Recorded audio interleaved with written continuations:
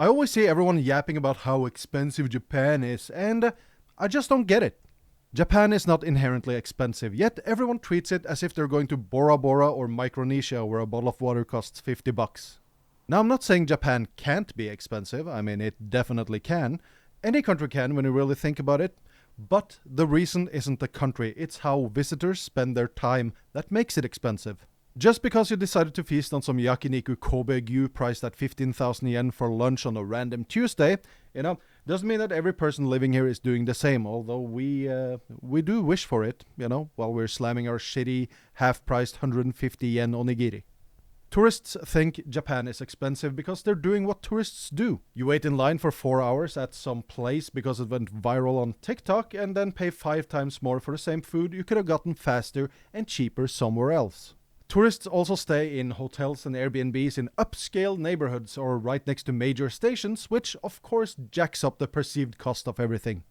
Then there's paying for convenience and novelty. And hey, you're on vacation. Why walk 10 minutes when you can spend 2,000 yen for a taxi to maybe save 7 minutes? And who could forget about the attractions? Try buying a butterbeer inside the Harry Potter area at USJ, Universal Studios Japan, Your wallet starts crying before you even pull it out. So none of this is Japan being expensive, really.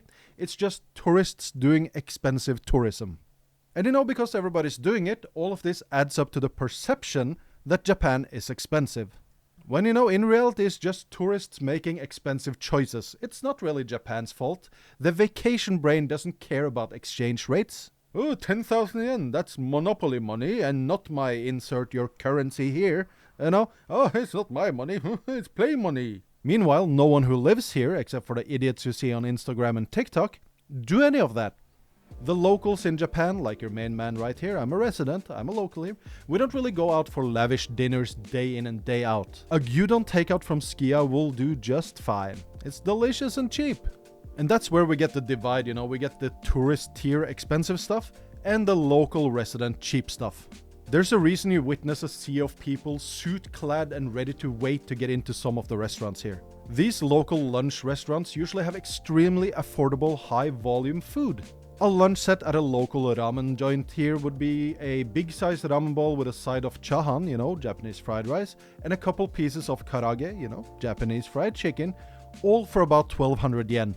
Compare that with your 6k yen per person lunch, of course everything is gonna seem expensive. People who live here also don't really spam the Shinkansen, The Shinkansen is incredibly expensive compared to the local trains here, and while you do save some time actually using it, locals would rather, wake up 30 minutes earlier to travel for a third of the price. Makes sense, right? And don't forget about the nectar of life when you wake up in the mornings, black coffee. People here would rather grab their coffee cheap from a local konbini or even get a fresh hot can from a vending machine. I just can't get over how you can get heated up cans with black coffee from the vending machines here. It's dirt cheap too. It's so quirky to a Norwegian like me, We grow up on freshly brewed black coffee from, the age of 13, 14, building up to the standard daily 3 liters of black coffee per day. Locals who are just regular people and not bougie at all would rather be caught dead than show up at work with, a black coffee from Starbucks to the tune of the same ramen set I mentioned earlier in terms of price. The thing is that the pricing floor for, normal food and things in Japan is pretty average and accessible. Why Japan seems expensive to visitors is because they never reach the local pricing ground floor and rather stay up at the pricing penthouse at floor 15. That being said, tourist tax is a real thing here though, and no, I'm not talking about the literal tourist tax in Kyoto, where they add on a fee between 200 to 10,000 yen per night per person if you want to spend a night in Kyoto. What I'm saying is that you're paying more for the ease of travel, enjoyment, and convenience here. Of course you'll take a taxi from the airport, you're tired from your trip. Of course you'll pay more to go to a specific tourist restaurant because you triple check that they have English menus there and that the staff speak a little bit of English. Of course you're going to be staying in the heart of Nambai in Osaka because it saves time and makes everything convenient. I just gotta reiterate again, and this is one of the pro tips that I give out here. Tennoji in Osaka is extremely underrated and cheap because everyone is scared of Nishinari, the Skid Row of Japan, the homeless haven. Don't worry though, people are friendly and it just looks a little bit rougher than the rest of Osaka, but you'll maybe spend a fifth of what you would pay in like Umeda or Namba, so there you go.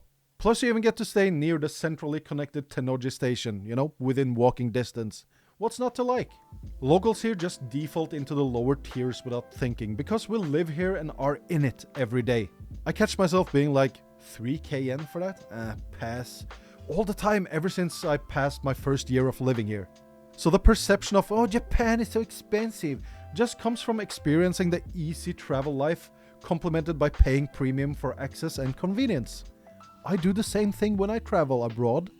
It's normal. It's a holiday. You saved up, you booked flights, you probably already made peace with that, this trip is gonna cost a shit ton, and that's normal. That's what holidays are for. The thing people forget here is time. You're here for 7 to 10 days? Locals, like me, we have our entire lives to just be in Japan. When you're on a timer, money stops being the primary resource and just becomes the lube to have a smooth holiday. So paying for convenience is not some financial failing, it's what every tourist ends up doing.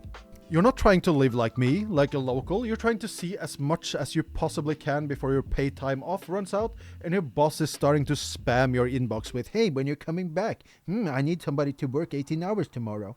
A trip to Japan is not an RV trip with grandpa into the depths of the Appalachian woods to hunt skinwalkers and cook that squirrel grandpa sniped with his crossbow over a campfire.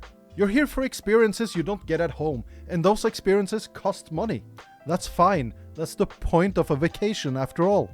So the reality is, vacations are where you swap money for time. You pay premium to skip lines, avoid confusion, and make memories. That doesn't make Japan expensive. That makes you someone on holiday. And that's the difference. So yeah, turn a blind eye, swipe that MasterCard, and do the things that you came here to do. Just don't mistake holiday pricing for Japan is expensive, because those are two completely different things.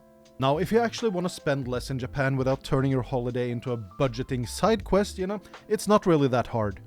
First of all, just walk. Walk 10 minutes. Japan rewards walking more than any other country.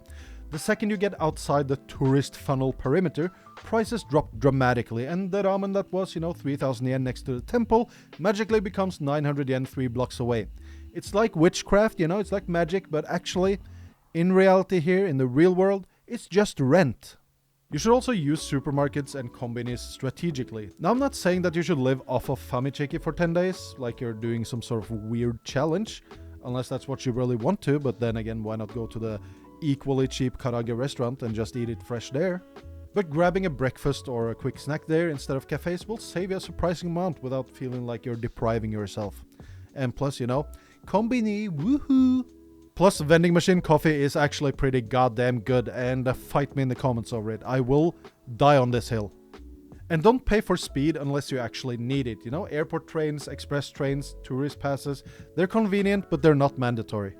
Locals aren't allergic to the Shinkansen, it's just that it's often the most expensive choice for the exact same destination. Also, just skip the viral spots unless you really have to. Lining up for 3 hours to pay 5,000 yen for some shitty souffle pancakes is not really a good idea. If you genuinely want to go, but don't do it just because TikTok told you it's so aesthetic in here, Don't listen to those idiots. Listen to me. There's a 90% chance that the same dish exists right down the street, like a 5-minute walk, without the influencer surcharge. The point of all of this isn't do Japan cheap. The point is that Japan has layers, and tourists only interact with a premium layer by default.